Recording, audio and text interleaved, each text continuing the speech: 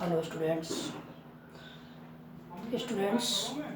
आज हम हमारी लिंकिंग डिवाइसेस की जो क्लास थी उसमें हमने देखो ये पढ़ लिया पहले पार्ट में कि लिंकिंग डिवाइसेस क्या होते हैं। लिंकिंग डिवाइसेस एक्चुअली क्या है, कन्वेंशंस हैं, यानी कि ये जोड़ने वाले होते हैं, संयोजक होते हैं। अब हमें देखो ये हमने पढ़ा कि लिंकिंग डिवाइसेस मेनली दो प्रकार की हैं, कोऑर्डिनेटिंग और सबऑर्डिनेटिंग। कोऑर्डिनेटिंग के बारे में हम चर्चा कर रहे थे। तो जो कोऑर्डिनेटिंग डिवाइसेस होती हैं, कंजंक्शंस होते हैं, वो 4 प्रकार के हैं। अब यहाँ देखो आगे हम बात करते हैं कि कोऑर्डिनेटिंग जो कंजंक्शन है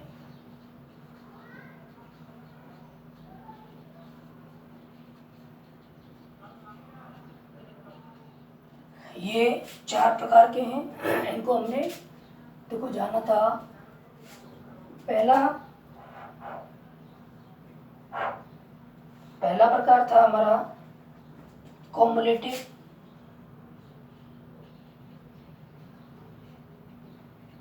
ध्यान से समझना, हमने ये सीखा था कि कॉम्युलेटिव जो होते हैं, दो एक समान जो बातें होती हैं उनको जोड़ने के लिए काम आता है।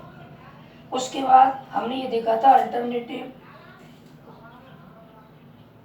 दूसरा क्या था, अल्टरनेटिव। अल्टरनेटिव में क्या है, इसमें 2 विकल्प होते हैं और उनमें से हमें चुनना होता है। तो ये दोनों डिस्कस हम कर चुके थे। तीसरा आज का हमारा टॉपिक होगा एडवर्सेटिव। तीसरा हम पढ़ेंगे adversative. Adversative conjunctions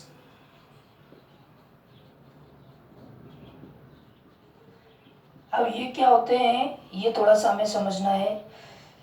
adversative conjunctions कौन से होते हैं, इसको हम शॉर्ट में लिख सकते हैं विच एक्सप्रेस,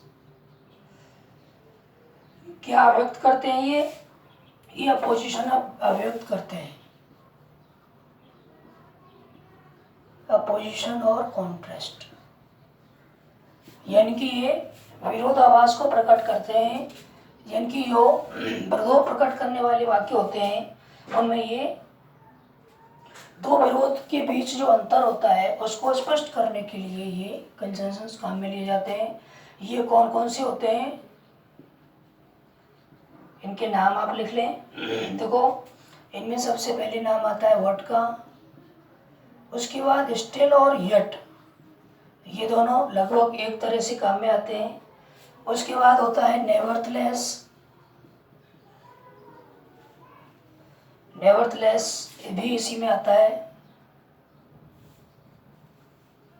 ठीक है। और उसके बाद एक है वेयरएज या वाइल, ठीक है। और एक वर्ड और हम पढ़ेंगे इसमें ओनली। ये कंजंक्शंस कैसे होते हैं सभी, ये एडवर्सेटिव होते हैं। ध्यान देना कैसे होते हैं, एडवर्सेटिव होते हैं। इनमें इनका काम क्या होता है, थोड़ा सा हम यदि लिखना चाहें तो यहाँ हम लिख सकते हैं कि वे conjunctions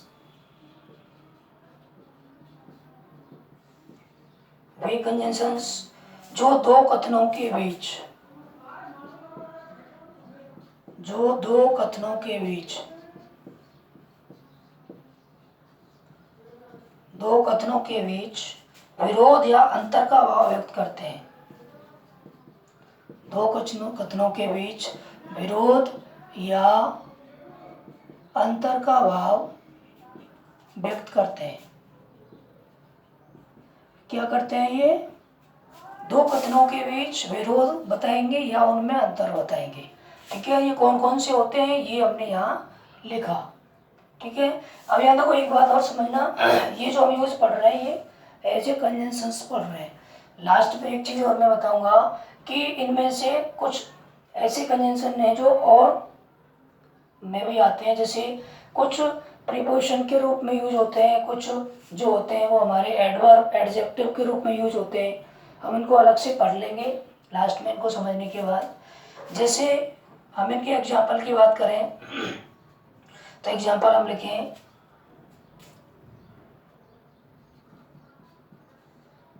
Sita is slow what she is study. ध्यान देना, स्टडी का मतलब है नियमित।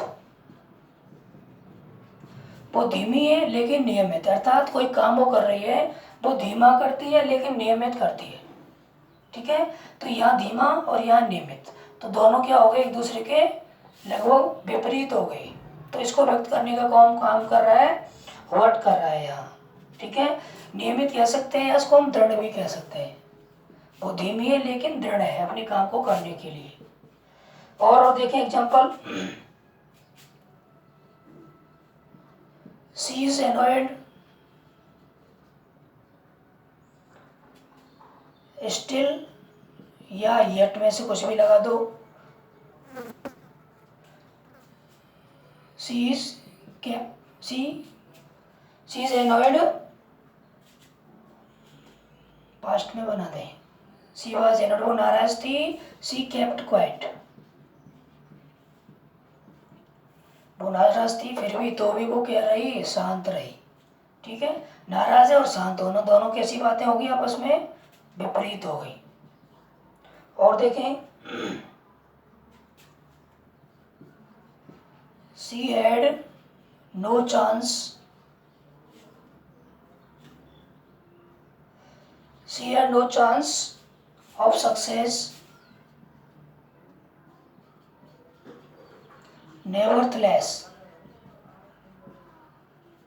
उसकी सफलता की कोई संभावना नहीं थी, है ना, तो भी फिर भी क्या हुआ, सी परजर्व, सफलता की संभावना उसकी नहीं थी लेकिन उसने क्या किया, निरंतर प्रयास किया, उसने निरंतर प्रयास किया। उसकी सफलता की संभावना कम थी फिर भी तो भी उसने क्या किया, निरंतर प्रयास किया। ठीक है, तो ये एग्जांपल इस तरह से आप देखें,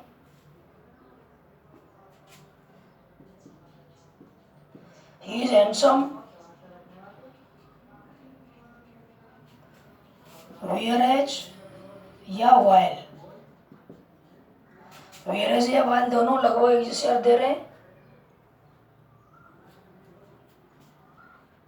हिज फ्रेंड इज अगली, दो वाक्यों को जोड़ रहा है, वो तो क्या है, सुंदर है, और उसका मित्र क्या है, कुरूप है। दो विपरीत बातें हो गई कि नहीं, उनको क्या जोड़ रहा है, वेयर एज या वाइल।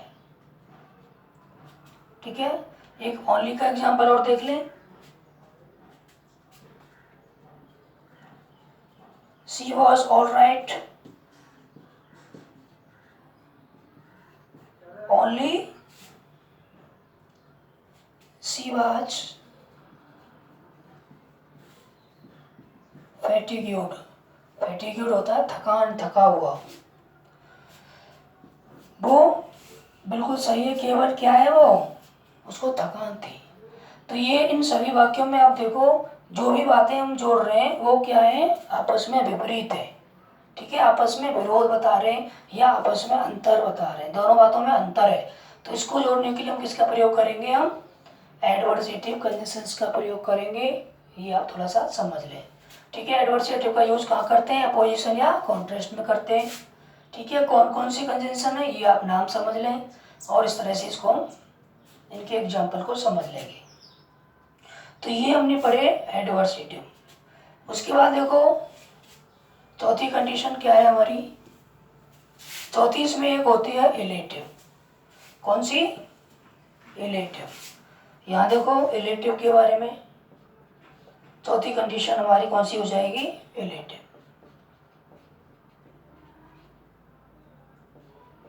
इलेटिव कंजंक्शंस कौन सी कंजंक्शंस के पार्ट हैं, ये सभी जो हमने चार पढ़े ये सभी कोऑर्डिनेटिंग कंजंक्शंस के पार्ट हैं। तो इलेटिव कंजंक्शंस क्या होते हैं, इसमें आप लिख लें, विच एक्सप्रेस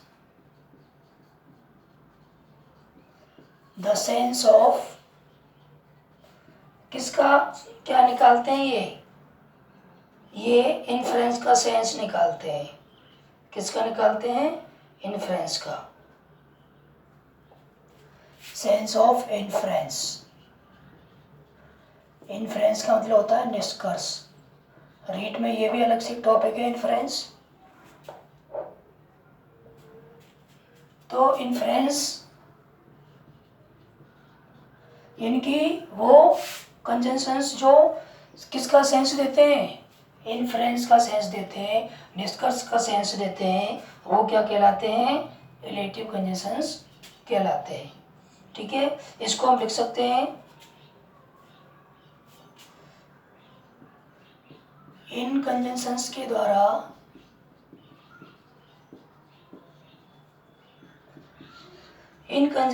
द्वारा ऐसे वाक्य जोड़े जाते हैं,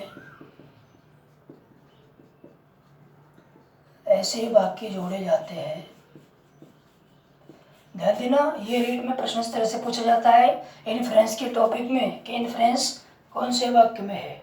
ठीक है, ये याद रखना, ये बहुत इंपॉर्टेंट है, ये अलग से भी हमें पढ़ना पड़ेगा इन्फ्रेंस। ठीक है, तो कंजंक्शंस के द्वारा ऐसे वाक्य जोड़े जाते हैं, कैसे जोड़े जाते हैं, जिनमें एक वाक्य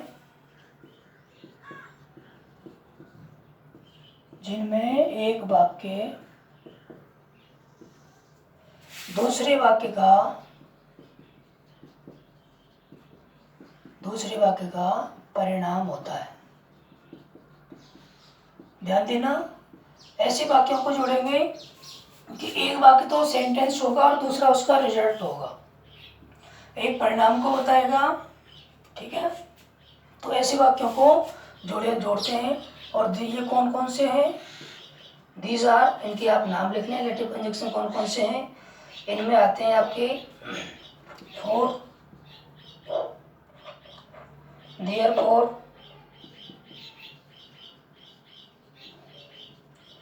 ठीक है, for, therefore, so, कॉन्सिक्यूटली।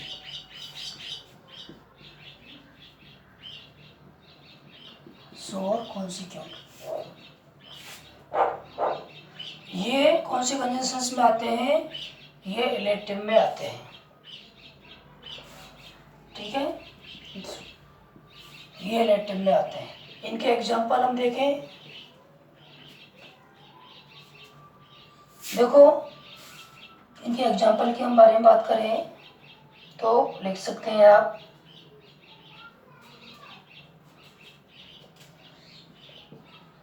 She will pass for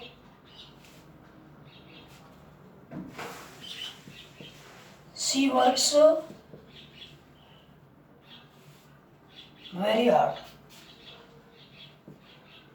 ध्यान देना, वो पास हो जाएगी, क्यों हो जाएगी, क्योंकि वो कठोर परिश्रम करती है। तो यहाँ देखो वो पास हो जाएगी, ये तो हो गया स्टेटमेंट। ठीक है, क्यों हो जाएगी, ये उसका रिजल्ट हो गया। या फिर ये क्या हो जाएगा, वो पास हो जाएगी, सेंटेंस हो जाएगा, ये रिजल्ट हो जाएगा। बात समझ में आ रही है, ये कथन हो जाएगा कि वो पास कठोर परिश्रम करती है, तो क्या हो जाएगी, वो पास हो जाएगी। ठीक है, तो एक रिजल्ट होगा, एक स्टेटमेंट होगा। ठीक है, और उनको जोड़ने के लिए किसका प्रयोग किया जाएगा, कॉम्युलेटिव कंजंक्शंस का प्रयोग किया जाएगा, ये आप ध्यान रखें।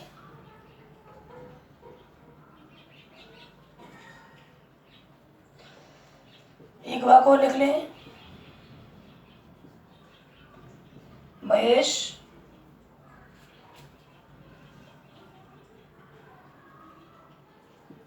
is found या was found stealing, चोरी करते हुए पाया गया था, इसलिए क्या हुआ, इसमें क्या लगाएंगे, therefore।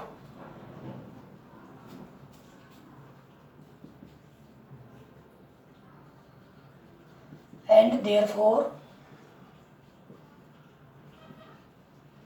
he was arrested, इसीलिए परिणामतः उसको गिरफ्तार कर लिया गया। वो चोरी करते हुए पाया गया, इसलिए वो परिणामतः गिरफ्तार कर लिया गया। ठीक है, इस तरह से यहाँ क्या लगा दिया हमने, देयरफॉर लगा दिया। एक सो या कॉन्सिक्वेंटली का और लिख सकते हैं हम। देखो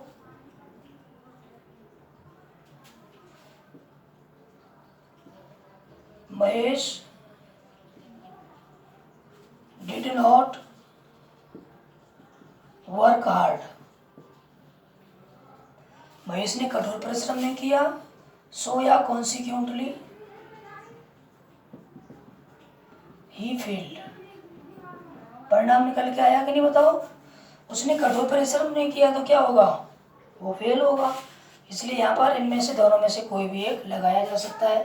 तो ये बहुत महत्वपूर्ण है, ये आपके देखो इन्फ्रेंस में भी आते हैं और यहाँ भी काम आते हैं।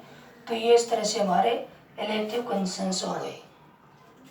ठीक है, ये आप लिख लें। बात समझ में आई रिलेटिव। अब देखो कोऑर्डिनेटिंग के बारे में हमने पढ़ लिया। कोऑर्डिनेटिंग जो कंजक्शन है वो हमारे 4 प्रकार के हैं और चारों के अपने अलग अलग काम हैं और अलग अलग तरह के कंजक्शंस। ठीक है, और इनको हमने एग्जाम्पल के द्वारा भी समझ लिया। अब यहाँ देखें, अब हम दूसरे की बात करते हैं, सबऑर्डिनेटिंग कंजक्शंस।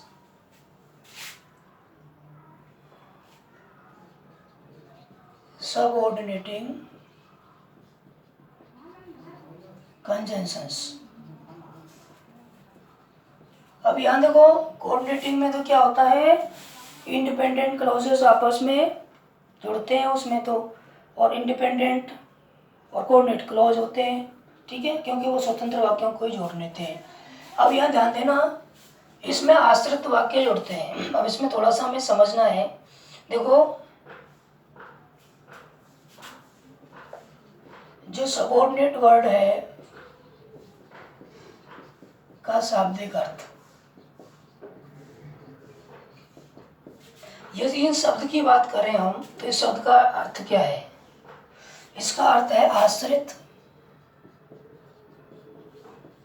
या दूसरे पर निर्भर। क्या अर्थ है, या तो आश्रित कहेंगे हम या दूसरे पर निर्भर कहेंगे। ये किसका अर्थ है, सबऑर्डिनेट का अर्थ है। ठीक है, तो हम इसको परिभाषित कर सकते हैं कि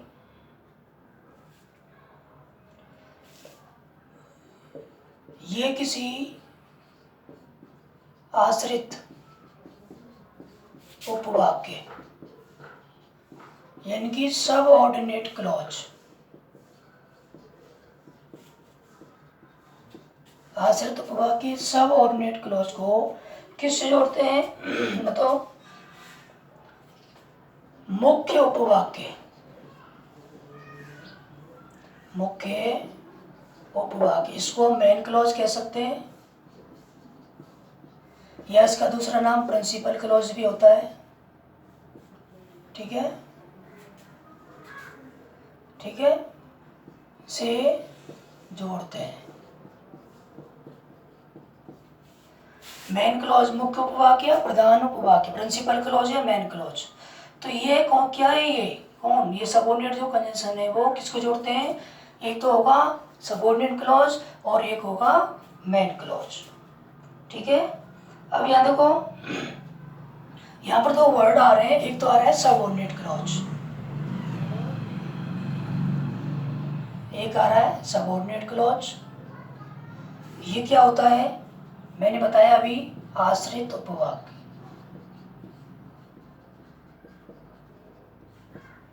थोड़ा सा आप इसके बारे में समझ लें, सबऑर्डिनेट क्लॉज क्या होता है, यानी कि वह क्लॉज जो पूर्ण अर्थ नहीं रखता, पूर्ण अर्थ नहीं रखता। ठीक है, ये जो क्लॉज होता है ये पूरा अर्थ नहीं रखता, ये अपने अर्थ के लिए प्रिंसिपल क्लॉज पर निर्भर रहता है। किस पर निर्भर रहता है, प्रिंसिपल क्लॉज पर। यह अपने अर्थ को पूरा करने के लिए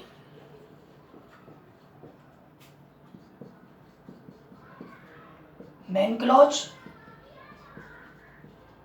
या दूसरा मैं कहूँ प्रिंसिपल क्लॉज पर निर्भर रहता है? किस पर निर्भर रहता है? मेन क्लॉज या प्रिंसिपल क्लॉज पर निर्भर रहता है। वो होता है हमारा सबऑर्डिनेट क्लॉज।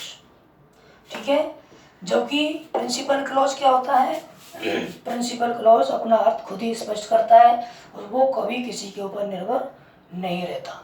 ठीक है, इन दोनों में ये अंतर है। तो एक तो सबऑर्डिनेट क्लॉज और दूसरा प्रिंसिपल क्लॉज। ठीक है, दूसरा कौन सा? Principal clause. तो दोनों को बीच में जोड़ने का काम कौन करेगा?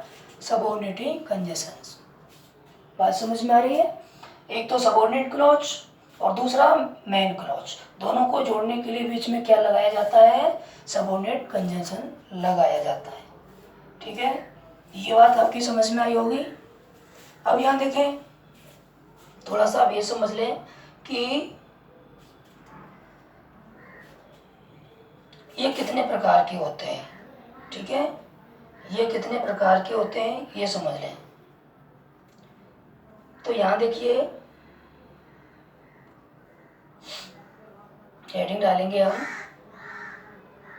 Kinds of subordinate conjunctions. Kinds of subordinate conjunctions. अब यहाँ देखो, ये वो तो महत्वपूर्ण थे ही, ये उससे भी ज़्यादा महत्वपूर्ण है क्योंकि इनमें पहचानने में कन्फ्यूजन होता है हमें। तो आज हम पहले इनके नाम लिख लेते हैं, फिर एक एक कंजंक्शन को ढंग से पढ़ेंगे। पहला है कंजंक्शन ऑफ टाइम।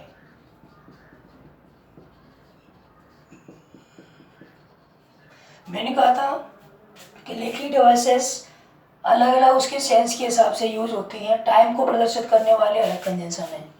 ठीक है, दूसरा पढ़ेंगे कंजंक्शंस ऑफ, देखो, कॉज और रीजन।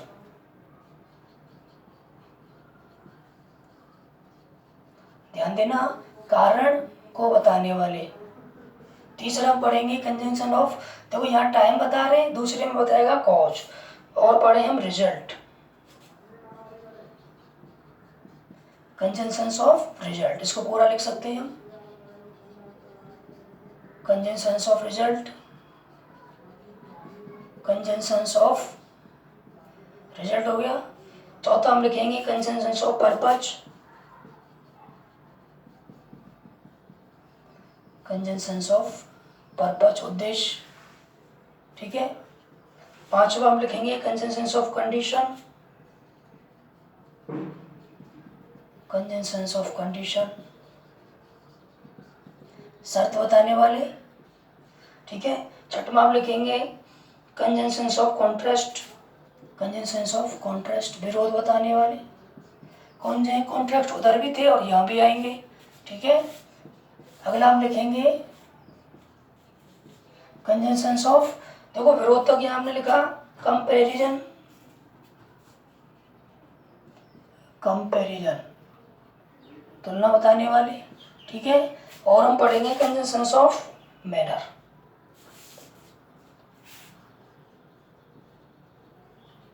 तो ये इस तरह से देखें, ये 8 प्रकार की कंजंक्शन है जिनको हमें पढ़ना है। ये कंजंक्शन जब टाइम बताते हैं, टाइम बताने वाले अलग होंगे, कारण बताने वाले अलग होंगे, परिणाम बताने वाले अलग होंगे, उद्देश्य बताने वाले अलग होंगे, शर्त बताने वाले अलग होंगे, विरोध प्रकट करने वाले अलग होंगे, कंपैरिजन तुलना बताने वाले अलग होंगे और तरीका बताने वाले अलग होंगे। तो ये जो अलग अलग तरह के कंजंक्शन हैं ये हमें एग्जाम में आते हैं क्योंकि सेंटेंस दे दिया जाता है और उनमें से हमें पहचानना थोड़ा मुश्किल होता है। यदि हम इनको जानते हैं तो ही हम पहचान पाते हैं। ठीक है, नहीं तो वो आपस में ओवरलैप हो जाता है। तो ये आप समझ लें। तो इनको हमें ढंग से समझना है, तब जाके ये हमारा कंजंक्शन यानी कि जो लिंकिंग डिवाइसेस का टॉपिक है वो समझ में आएगा। ठीक है, तो आज के लिए इतना ही। वीडियो बड़ा हो जाएगा, इसको डिटेल में करेंगे तो नेक्स्ट वीडियो में हम इनको समझने का प्रयास करेंगे। जितना भी बड़ा वीडियो होगा कोशिश करेंगे एक ही वीडियो में इनको करें। तो जो बच्चे इनको पढ़ रहे हैं, जो समझ रहे हैं, यदि किसी को कोई प्रॉब्लम है तो कमेंट्स करके प्रश्न पूछें। हर संभव प्रयास मैं करूँगा कि आपके प्रश्न का आंसर आपको या तो मैं आपको कमेंट्स करके ही लौटा दूँ या फिर मैं यहाँ वीडियो में आपको नेक्स्ट वीडियो में उसका आंसर दूँ। तो सभी बच्चे जो भी इसको पढ़ देख रहे हैं तो कृपया इसको चैनल को सब्सक्राइब करें, और वीडियो को ज़्यादा से ज़्यादा तक शेयर करें। यदि आप कमेंट्स करोगे तो मुझे थोड़ा अच्छा लगेगा और मैं थोड़ा सा और इस पर मेहनत करूँगा। तो मिलते हैं नेक्स्ट वीडियो में। Thank you.